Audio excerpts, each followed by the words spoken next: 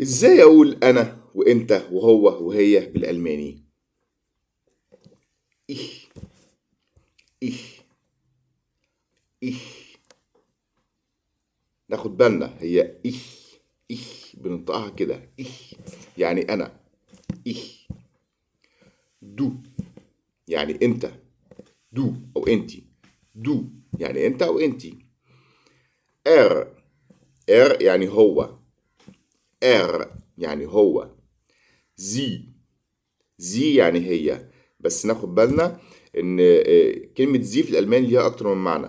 يعني هي واحدة من معانيهم زي، وبتيجي برضو بمعنى هم، بس احنا خلينا بس في زي اللي هي بتاعت هي دلوقتي. يبقى ich يعني انا. du يعني انت. er يعني هو. sie يعني هي. في بقى حاجة اسمها اس. اس يس. هي زي ات بتاعت الانجليش كده، بس مش بالظبط، في فروق شويه بين اس وبين ات. يعني اقرب لايد شويه في الانجليش، بس مش زيها بالظبط، يعني في اختلافات شويه في الاستعمال.